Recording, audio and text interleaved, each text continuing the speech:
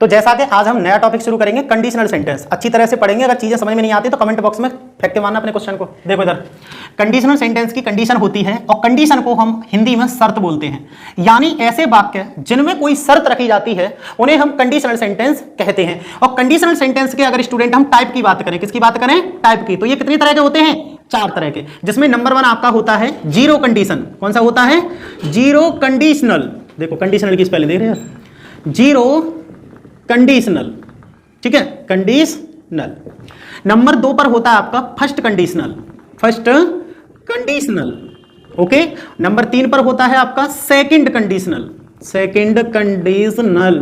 और नंबर 4 पर होता है आपका थर्ड कंडीशनल, ठीक है। तो इस तरह से कंडीशन सेंटेंस को 4 भागों में डिवाइड कर दिया गया है। पहला है जीरो कंडीशनल सेंटेंस, दूसरा है फर्स्ट कंडीशनल सेंटेंस, तीसरा है सेकंड कंडीशनल सेंटेंस और चौथा है थर्ड कंडीशनल सेंटेंस। सभी को हम अच्छी तरह से बारी बारी से समझेंगे और बिल्कुल बेसिक से समझेंगे कि आखिर ये सेंटेंसों को हम अंग्रेजी में कैसे बना सकते हैं। तो सबसे पहले हम स्टूडेंट आपको पढ़ाएंगे जीरो कंडीशनल सेंटेंस, ठीक है। तो हम स्टूडेंट इसमें ये सीखेंगे जीरो कंडीशनल सेंटेंस में कि इनको अंग्रेजी में किस तरह से हम चेंज कर सकते हैं और इनका क्राइटेरिया यानी स्ट्रक्चर क्या होता है। तो देखो समझेंगे। सबसे पहले मैं आपको बात बता दूं कि ये बिल्कुल पूरी तरह से बात कैसे होते हैं? सत्य होते हैं। यानी इनमें आपको सच्चाई देखने के लिए मिल जाती है।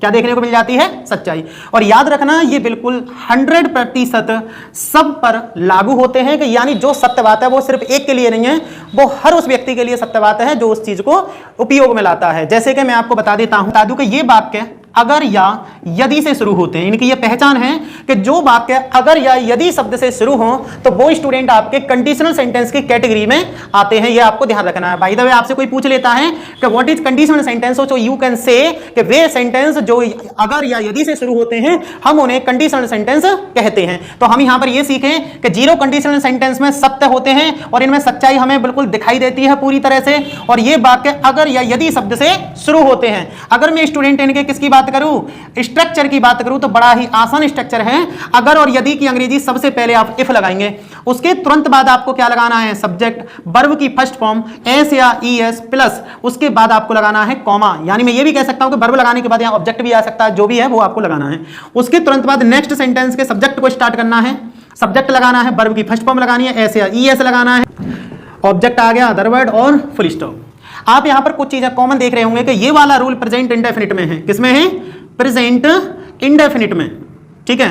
इस तरह से ये वाला रूल प्रेजेंट इंडेफिनिट में है, सेम ये वाला रूल भी आपका प्रेजेंट इंडेफिनिट के आधार पर ही लिखा जाएगा। तो इससे हमें यह सीखने को मिला कि जीरो कंडीशन सेंटेंस जो सत्य होते हैं उनके दोनों वाक्य प्रेजेंट इंडेफिनिट के स्ट्रक्चर पर ही अंग्रेजी में ट्रांसलेट किए जाते हैं। यह आपको विशेष करके ध्यान रखना होगा, क्योंकि बहुत सारे सेंटेंस आप इसमें ऐसे पढ़ेंगे जो आपको थोड़ा कंफ्यूज कर सकते हैं कि जीरो कंडीशन है, फर्स्ट कंडीशन है, सेकंड कंडीशन है या थर्ड कंडीशन है। तो मैं आपको बड़े आसान भाषा में इन चीजों को समझा रहा हूं कि जब बात कैसी हो? सत्य। और सत्य हो तो उसके दोनों वाक्य प्रेजेंट इंडेफिनिट में बनेंगे और उन्हीं वाक्यों को हम जीरो कंडीशनल सेंटेंस की कैटेगरी में रखेंगे। तो एक इसका एग्जांपल समझ लेते हैं आसान भाषा में, ठीक है। जैसे अगर तुम पानी गर्म करते हो, अगर तुम पानी गर्म करते हो तो यह उबलता है। तो स्टूडेंट यहां आप देख रहे होंगे कि ये जो वाक्य है, पहला वाक्य अगर तुम पानी गर्म करते हो, तो इसका जो रिजल्ट है हमें सेकंड वाक्य में देखने को मिल रहा है कि जब पानी गर्म किया जा रहा है तो उबल रहा है। और सत्य बात सभी के लिए लागू होती है। और सत्य वाक्य जब होता है तो वो आपका जो स्ट्रक्चर है वो प्रेजेंट इंडेफिनिट के आधार पर ही आपको ट्रांसलेट करना होता है। तो सबसे पहले हम इसकी अंग्रेजी बनाएंगे प्रथम सेंटेंस की, यहां तक है। अगर की अंग्रेजी क्या होगी? इफ। तुम पानी गर्म करते हो तो तुम की अंग्रेजी क्या हो गई? यू। और पानी गर्म करने को क्या बोलेंगे? हीट। और पानी को बोलेंगे वाटर। तो टेंस हो गया यहां पर इफ यू हीट वाटर। और तो की अंग्रेजी क्या लगा देंगे? कॉमा। यह की अंग्रेजी क्या होगी? इट। और उबलने की अंग्रेजी क्या होती है? बॉयल। एक वचन है तो क्या कर देंगे? बॉयल्स। तो टेंस हो गया if you heat water it boils. अब आप देख रहे होंगे ये वाला टेंस भी मैंने प्रेजेंट इंडेफिनिट के आधार पर बनाया है और दूसरा टेंस भी मैंने प्रेजेंट के आधार पर बनाया है, क्योंकि यह बात बिल्कुल सत्य है। जब टेंस में कही गई बात 100% सत्य है तो आप स्टूडेंट ध्यान रखेंगे वो आपके जीरो कंडीशनल सेंटेंस की कैटेगरी में आते हैं और उन्हीं के स्ट्रक्चर पे उन्हें हम अंग्रेजी में ट्रांसलेट करते हैं। कुछ और एग्जांपल इनके हम देख लेते हैं। जैसे अगर बारिश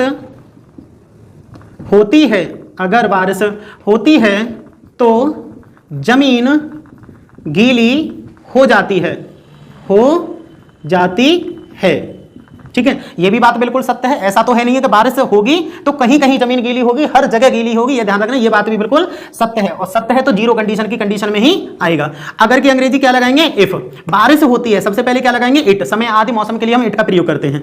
तो इफ इट, बारिश होने की रेन, और बर्म में एस जोड़ देंगे तो क्या हो जाएगा, रेन लगाएंगे। उसके बाद जमीन की अंग्रेजी लगाएंगे द ग्राउंड। क्या लगाएंगे, द ग्राउंड। और हो जाती है, हो जाती की क्या लगाएंगे, गेट। ग्राउंड यहां पर सिंगुलर है तो क्या हो जाएगी, गेट्स। और गीली को क्या बोलेंगे, वेट। क्या बोलेंगे, वेट। तो ये टेंस आपका कंडीशनल सेंटेंस के आधार पर चेंज हो चुका है। If it rains the ground gets wet. इस तरह से हम कंडीशनल सेंटेंसों को अंग्रेजी में ट्रांसलेट कर सकते हैं। एक और अच्छा सा उदाहरण देख लेते हैं। अगला एग्जाम्पल देखते हैं।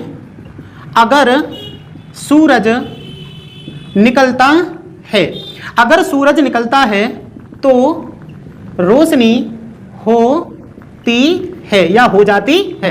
तो यह भी बात बिल्कुल सत्य है, क्योंकि सूरज निकलेगा तो रोशनी होगी, तो इसे बनाएंगे।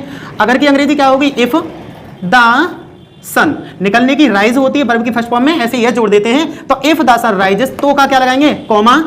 समय मौसम आदि की बात चल रही होती है तो हम किसका प्रयोग करते हैं, इट का। हो जाती है, हो जाने के लिए क्या लगाएंगे, बिकम।